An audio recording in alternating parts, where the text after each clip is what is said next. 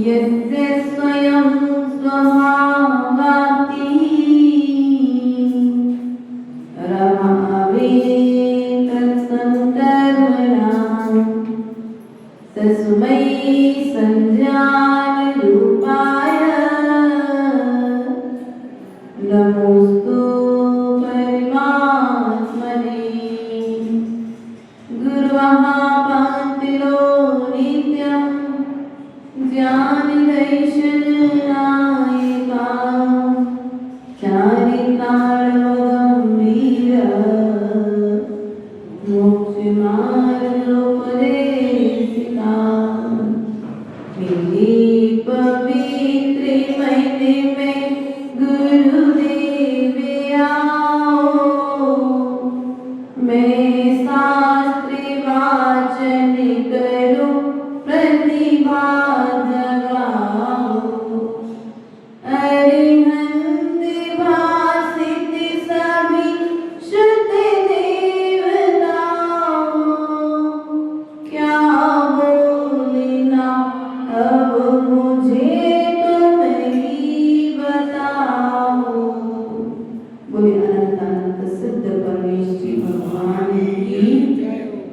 देवादिदेव मूल नायक आदिनाथ भगवान की देवादिदेव शासन नायक भगवान महावीर स्वामी की आचार्य भगवंत कुंद स्वामी की आचार्य भगवंत विराम सागर जी महाराज की पट्टाचार्य भगवंत विशुद्ध सागर जी महाराज की आचार्य भगवंत विभुव सागर जी महाराज की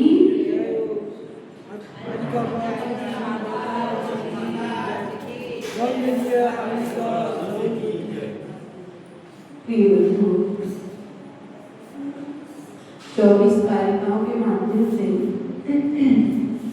हम सभी ने पूज्य आचार्य भगवंत पूज्य स्वामी के मनी भावों को समझने का प्रयास किया था। आज पुनः 25वीं कारिका में प्रवेश करते हैं और आचार्य भगवंत मोक्ष मार्ग के योग हमारे लिए क्या भाव प्रस्तुत कर रहे हैं, उन भावों को हम अपने ज्ञान के द्वारा समझने का प्रयास और पुरुषार्थ करेंगे, क्योंकि ज्ञान को यदि ज्ञान में लगा दिया जाए तो वही ज्ञान केवल ज्ञान का कारण बन जाएगा और इसी ज्ञान को यदि मान में लगा दिया जाए तो यही ज्ञान कुज्ञान का कारण बन जाएगा। इसलिए हम अपने इस ज्ञान को केवल ज्ञान का साधन बनाने के लिए पूज्य स्वामी कृत इष्टोपदेश की 25 नंबर कारिका के माध्यम से उनके मनोभावों को समझने का प्रयास और पुरुषार्थ करेंगे।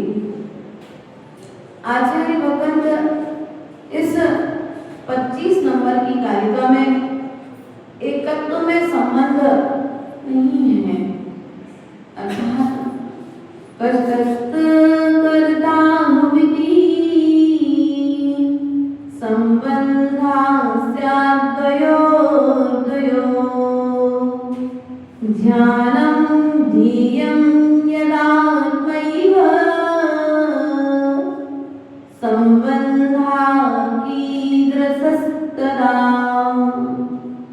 क्या कहते हैं आचार्य भगवंत? कटस्थ करता हुविति अहम मैं करता हूँ तटस्थ, अर्थात मैं चटाई का करता हूँ। मैं किसका करता हूँ? जो पर है, भेद होगा तो कर्ता और कर्म दोनों में अंतर आ जाएगा। और जहाँ भेद ही नहीं है, आत्मा और परमात्मा एक है कि अलग अलग? बोलो, आत्मा और परमात्मा अलग अलग है कि एक है?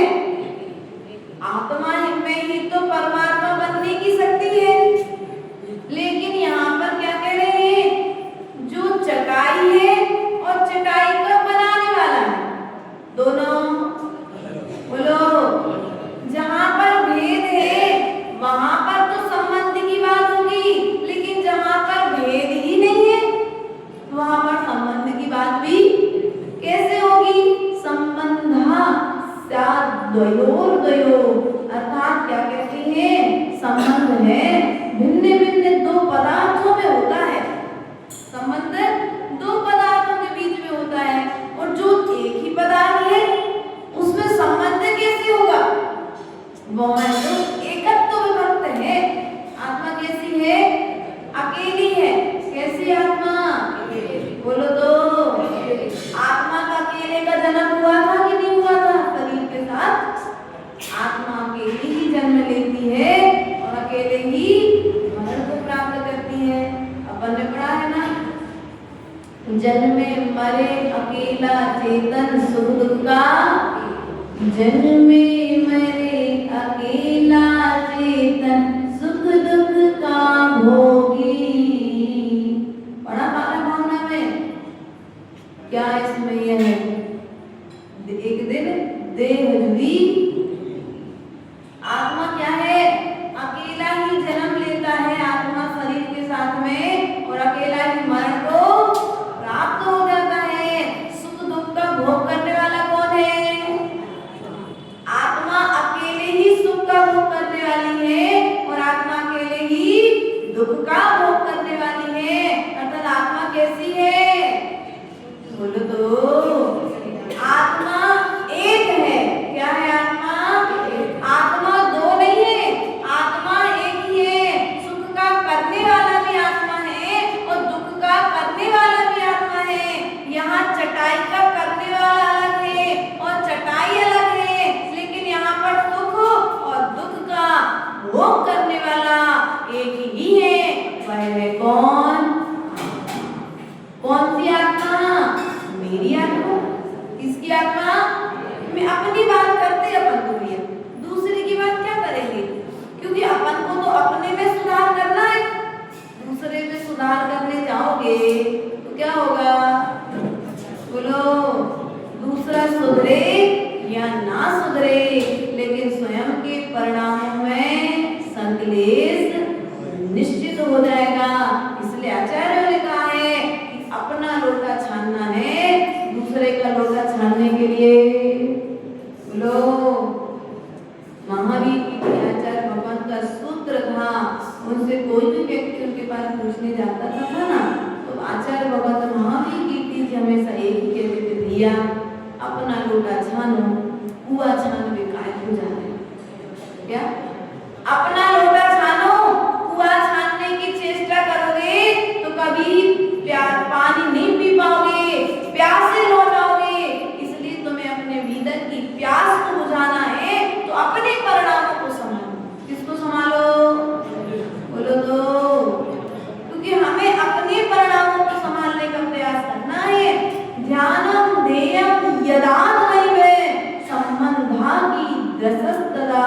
परंतु जब ध्यान आत्मा ही हो तब कैसा संबंध हो सकता है? तब ध्यान और ध्येय कौन है? आत्मा ही ध्यान है और आत्मा ही कौन है? आत्मा ही ध्यान है और आत्मा ही ध्येय है। इसलिए प्रयास करो उस आत्मा को पाने का। किसको पाने का? प्रगटाने का। आत्मा के परिणामों में प्रवेश करने का पुरुषार्थ करो। मंदिर में प्रवेश करना कठिन नहीं है, लेकिन आत्मा में प्रवेश करना कठिन है। अपने स्वयं से मिलना बहुत कठिन है। दुनिया के रिश्तेदारों से मिलना नहीं है, बाहर के लोगों से मिलना कठिन नहीं है, लेकिन अपनी आत्मा से मिलना, अपने स्वभाव से मिलना बहुत कठिन है, क्योंकि हमने आज तक अपने स्वभाव की यात्रा प्रारंभ नहीं की है, इसलिए हमको कठिन। एक बार प्रारंभ कर लो, वो आनंद आएगा जो आनंद रसगुल्ला खाने पर भी नहीं आया।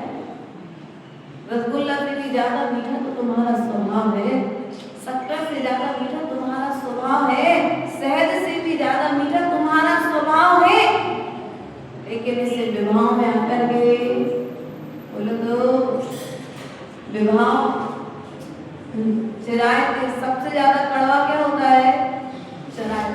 चिरायता जानते हैं आप लोग? गुरबेल, चिरायता, नीम और कहे तो हलाहल, विष, कड़वे होते हैं ये चीजें, लेकिन आचार्य भगवंत ने कहा इन सबसे भी ज्यादा कड़वा यदि कोई होता है तो वो होता है मनुष्य का स्वभाव, और सबसे ज्यादा मीठी होती है शहद, रसगुल्ला, गन्ना, शक्कर, लेकिन इन सबसे भी ज्यादा मीठा होता है व्यक्ति का स्वभाव। जब व्यक्ति स्वभाव में रहता है तो सबको संतुष्ट कर देता है, और जब व्यक्ति विभाव में रहता है तो सब व्यक्ति उससे असंतुष्ट बने रहते हैं।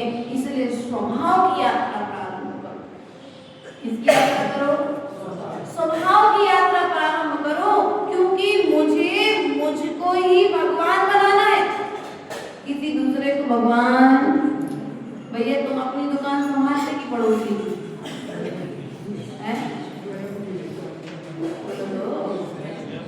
अरे तुम्हारी दुकान पे भी भीड़ हो, पड़ोसी की दुकान पे भी भीड़ है, तो किसकी दुकान की भीड़ छांटने जाओ? नहीं, पड़ोसी बेचारा अकेला परेशान हो रहा है, उसकी पहले बिक्री करवा दो, बाद में एक ग्राहक खड़े रहेंगे तो फिर दोनों मिलकर यहाँ की करवा लेना।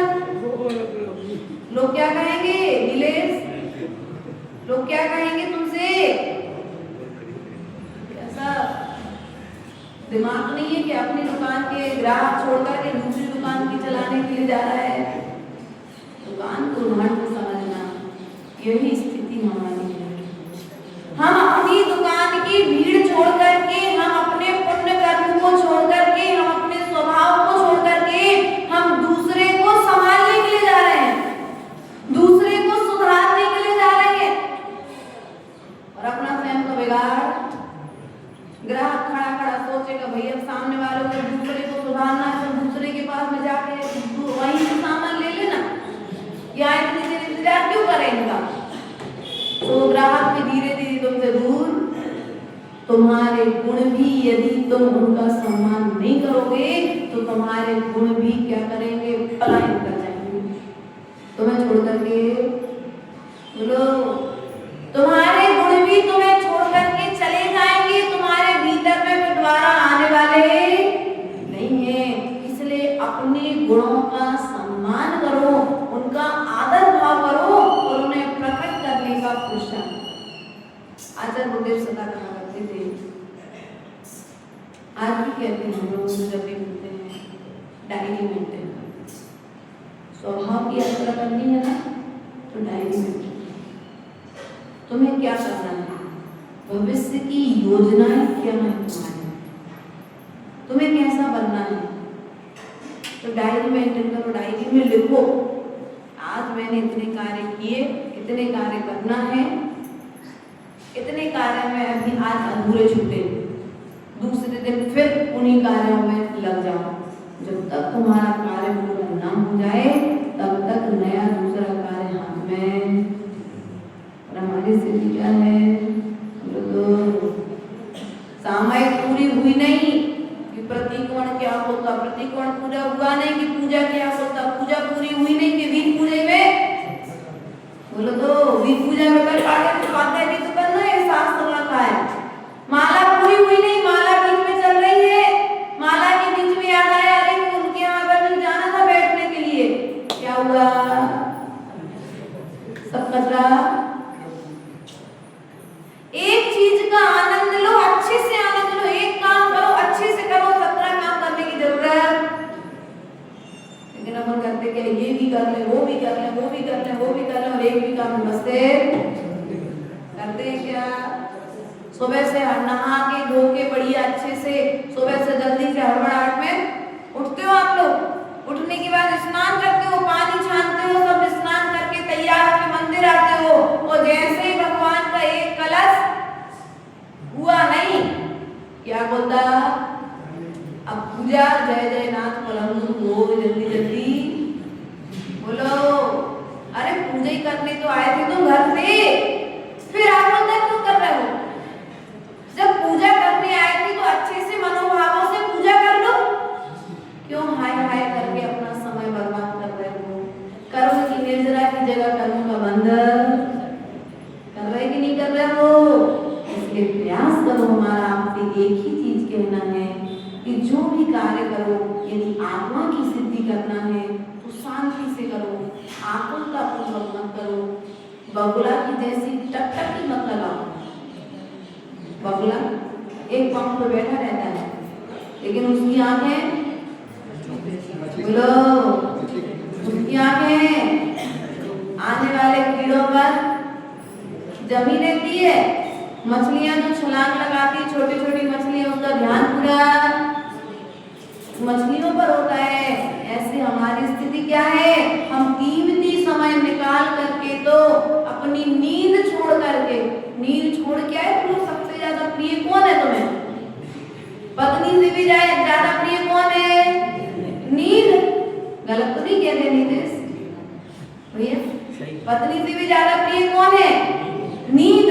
और नींद छोड़ करके, कीमती नींद को छोड़ करके तो मंदिर में आए, और मंदिर में आकर के उस कीमती समय को कहाँ लगा रहे हो आप? कौन आ रहा है, कौन जा रहा है, कौन बैठ रहा है, कौन उठ रहा है, कौन थाली लगा रहा है, कौन कलश उठा रहा है, कौन चम्मच उड़ा रहा है, कौन चटाई बिछा रहा है, कौन क्या कर रहा है? उपयोग कहाँ गया? बोलो। प्रिय नींद छोड़ करके तुम लोग आए हो, और उस नींद को क्या कर रहे हो? उस समय को अपने में ना लगा कर अपनी आत्मा को देखने के लिए आए थे मंदिर में। एकत्र विभक्त जो आत्मा अकेला जन्म नहीं लेने वाला, अकेला मरण करने वाला है, ऐसी आत्मा के साथ में, इसके साथ में आए भैया? शरीर आया था कि आत्मा भी आई थी? मन यदि घर में है और तन यदि मंदिर में है तो मंदिर में आना बोलो बेकार हो गया। इसलिए मन को भी मंदिर में साथ में लेकर के आओ, और जब मन साथ में यदि मंदिर में आ गया तो तुम्हारा मंदिर में आना सार्थक हो गया। क्योंकि मन को साथ में लाओगे तो भगवान की भक्ति कर पाओगे, भगवान को भक्ति पूर्वक अर्घ्य चढ़ा पाओगे। वरना क्या होगा? कलश हुआ कि पूजा हुई, और पूजा होने शांति पाठ। सबसे ज्यादा जल्दबाजी कहाँ पर दिखती है आपकी? अरे भैया, पूरी पूजा का सार है शांति पाठ। क्या है? पूरी पूजा का सार क्या है? शांति पाठ पूजन का सार है। और तुमने उस सार को क्या किया? आप होता मैं जल्दी जल्दी सब कुछ गाना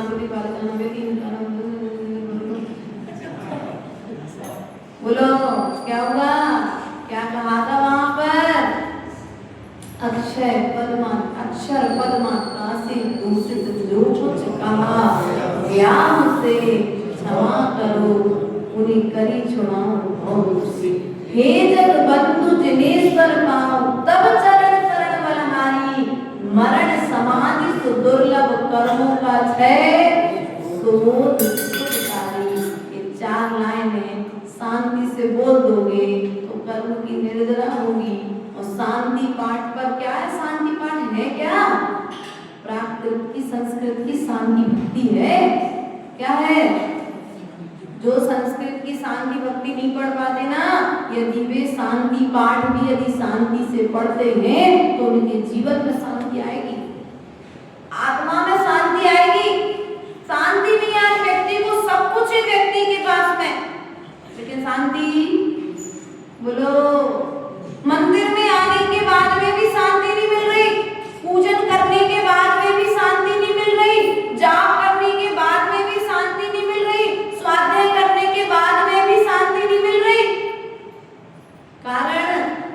क्योंकि तुमने जितने भी कार्य किए हैं सब कार्यों को करते समय बीच में अशांति की कि नहीं की संजीव?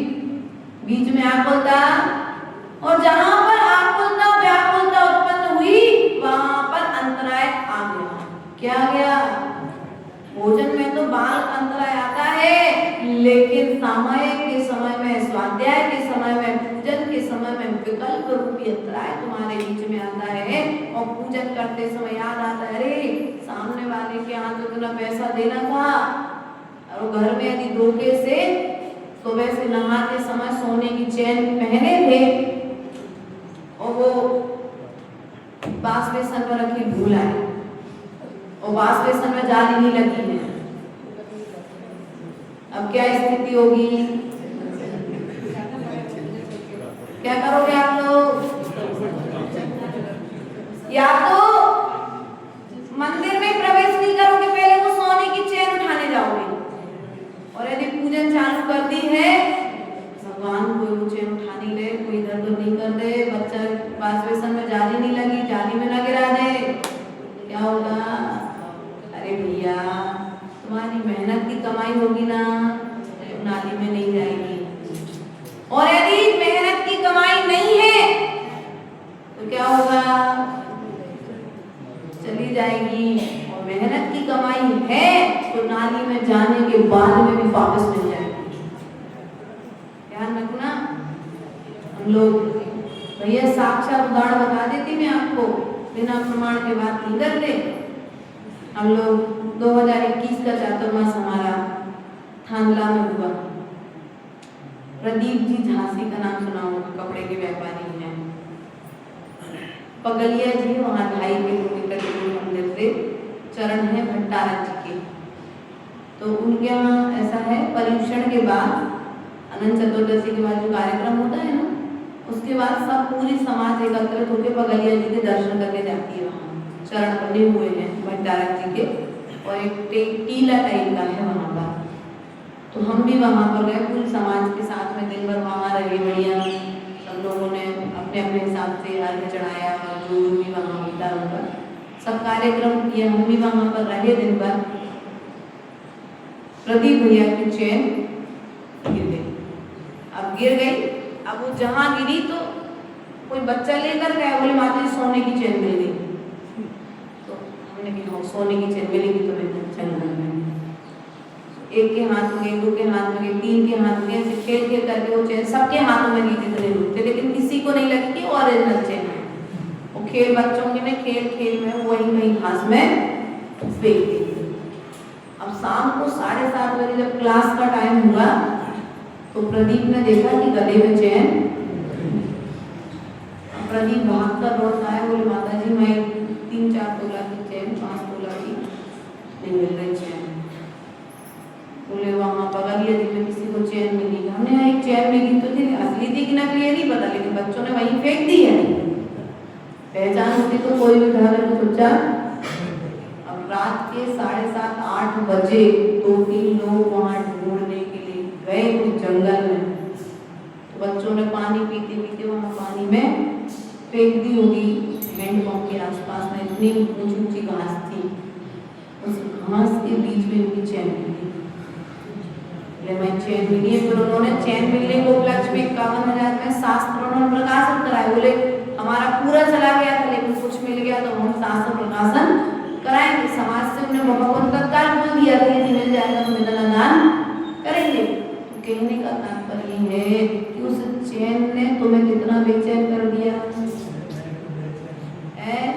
इतनी बेचैनी आ गई, पूरे तुम्हारा पूजन पाठ, मतलब एक उदाहरण उनका दिया, मेहनत की कमाई भी सो मिल गई।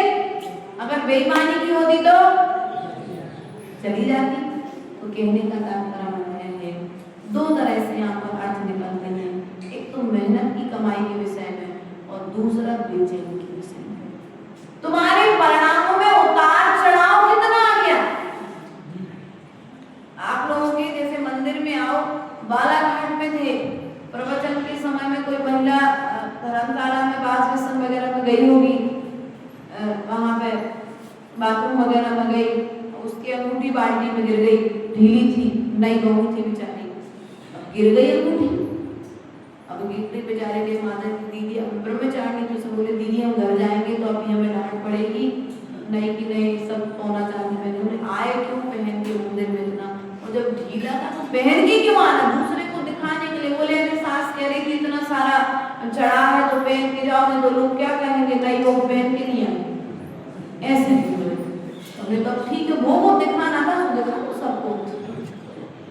कहने का तात्पर्य हमारा है जिन चीजों से हमें विकल्प उत्पन्न हो उन चीजों का संग्रह मत करो।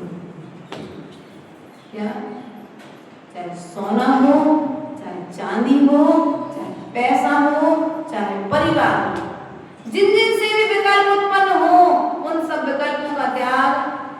या तो भरत चक्रवर्ती के जैसे जीवन व्यतीत करो, या फिर भरत के जैसा जीवन व्यतीत नहीं कर सकते तो फिर उन विकल्पों का, उन सामग्रियों का संग्रह मत करो जिन सामग्रियों से विकल्प उत्पन्न होते हैं, क्योंकि विकल्प ही तुम्हारी समाधि को बिगाड़ने वाला है। ये जो सामग्री तुमने इकट्ठी करके रखी है ना, ये सब सामग्रियां तुम्हारी समाधि को बिगाड़ देती है।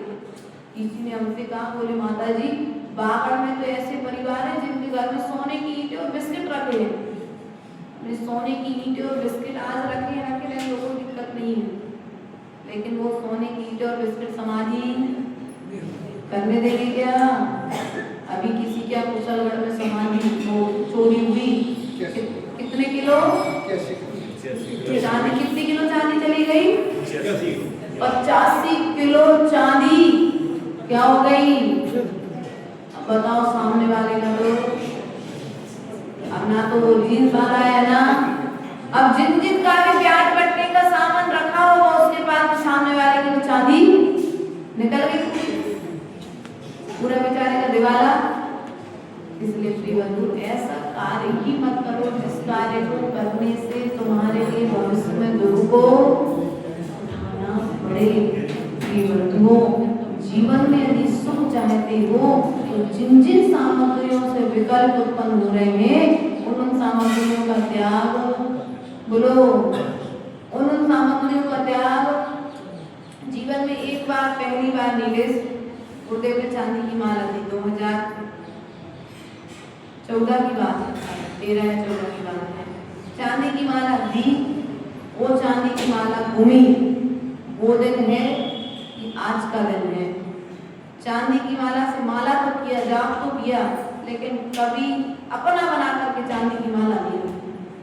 भैया अधिकारी कौन है माला का? कैलाश, हाँ कर लेंगे माला, लेकिन कैलाश यदि अधिकारी नहीं है, यदि ये माला मेरे अधिकार में है तो मुझे नहीं चाहिए। ऐसी चीज को रखना ही क्यों जिस चीज को रखने से साधना में विघ्न, ऐसी चीज को रखना ही क्यों जिस चीज को रखने से समाधि में विघ्न है। इसलिए ऐसी वस्तुओं को कभी भी संग्रह मत करो।